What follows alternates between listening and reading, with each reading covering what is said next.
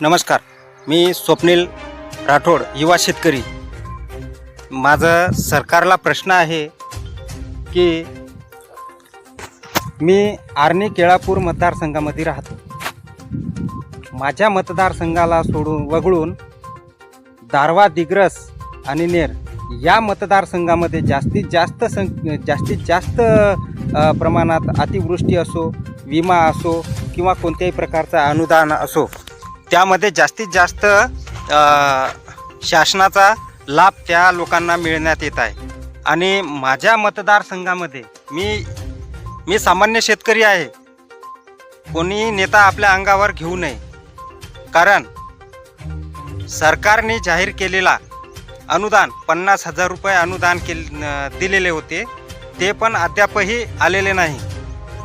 आज 2 ते 3 वर्ष झाले तो अनुदान रखडलेला आहे.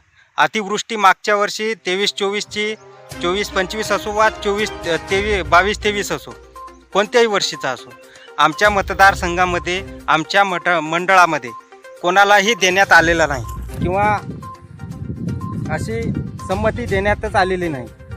तर माझा सरकारला एकच प्रश्न आहे की आम्ही युवा शेतकरी, आत्महत्येशिवाय आम्हाला पर्याय नाही. तुम्ही कर्जमाफी तर करतच नाही आहे. विमा पण 25%, ते अग्रिम विमा 25% दिलेला आहे, तेही 1520 रुपये, 2000, 5000 बस या प्रकारे तुम्ही विमा देण्यात आलेला आहे तुमचा. सर 75% तुम्ही विमा आता मंजूर करण्यात आलेला आहे, अद्यापही आलेला नाही. अनुदान अजून आलेला नाही, अतिवृष्टी आलेला नाही, कर्जमाफीची घोषणा तुम्ही दिलेली होती, अद्यापही दिलेली नाही. तर तुम्ही आमची फसवणूक करताय की दिशाभूल करताय, याचं उत्तर आम्हाला लगेच हवं आहे.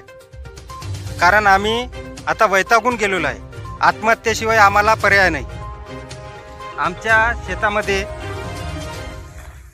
आम्ही बी बियाणापासून तर सगळं खर्च आम्ही लावतो, तर त्यामध्ये आम्हाला एकरी येतो, आम्हाला 3 एकरामध्ये येतो. जास्तीत जास्त खर्च 50,000 रुपये खर्च येतो आणि उत्पन्न येतो 1,20,000, 1,00,000.